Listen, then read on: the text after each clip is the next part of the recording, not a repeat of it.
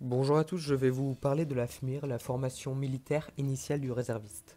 Celle-ci dure 13 jours et vise à former les citoyens rapidement et efficacement au fonctionnement de l'armée. Alors une journée typique, en général, vous vous lèverez aux alentours de 5h30 afin de vous préparer, faire votre toilette avec par exemple le rasage, ce qui est très important puisque sinon ça va se voir. Où vous ferez aussi votre lit au carré et les tiges, donc laver les espaces communs comme les sanitaires, vos chambres. Ensuite, vous irez prendre votre petit déjeuner et vous enchaînerez sur les activités. Donc en activité, vous allez avoir beaucoup de cours comme du NRBC, nucléaire, radiologique, biologique et chimique. Donc comment s'équiper, comment faire face à ce genre de situation. Vous allez avoir aussi des cours de cartographie, comment vous repérer à l'aide d'une carte et d'une boussole, trouver un azimut, ce qui est très important pour les exercices de combat. Et ensuite, vous allez avoir divers cours, notamment sur la hiérarchie, savoir reconnaître un caporal, un sergent, etc., ainsi que toute la hiérarchie militaire. Vous allez aussi avoir la formation PSC1, donc premier secours de niveau 1, donc comment faire face à quelqu'un qui fait un arrêt cardiaque, un malaise ou qui est en train de s'étouffer. Vous allez apprendre notamment à faire des garrots, des massages cardiaques, etc.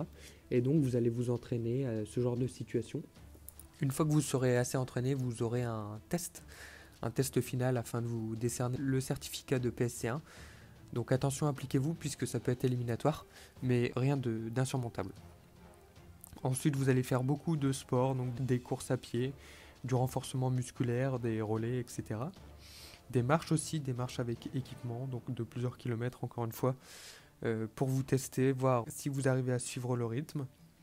Et vous allez aussi avoir comme activité apprendre à marcher au pas en chantant. Donc ça peut paraître simple mais ça ne l'est pas. Il faudra vous appliquer puisque le dernier jour vous allez arriver face à vos proches et à vos familles, donc au pas en chantant. Et si vous ratez, ça va donner très mal. Vous allez aussi vous former au tir et au FAMAS. Avant de pratiquer véritablement le tir, vous allez avoir plusieurs jours de formation.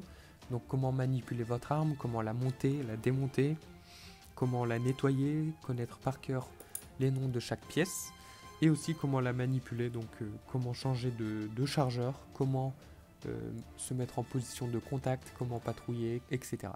Ensuite, vous ferez votre formation au tir.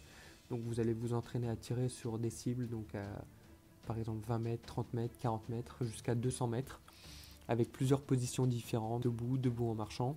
Vous allez faire aussi accroupi, position allongée avec les bipieds du FAMAS.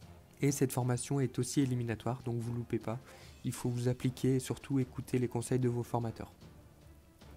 Ensuite, vous allez faire des exercices de combat, donc cette fois avec des balles à blanc. Vous allez simuler des objectifs à atteindre, vous allez simuler des attaques et comment avancer en terrain hostile.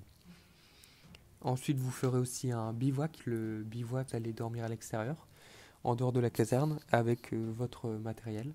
Vous devrez donc établir le campement, établir des tours de ronde, des gardes aussi, et réagir à une éventuelle attaque pendant la nuit.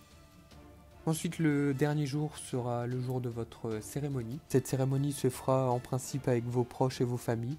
C'est vraiment un moment très sympa où on vous remettra aussi votre titre de réserviste militaire. J'espère que cette vidéo vous aura plu et vous aura renseigné surtout. Et de mon côté, je prépare une vidéo concernant la réserve militaire. Ciao!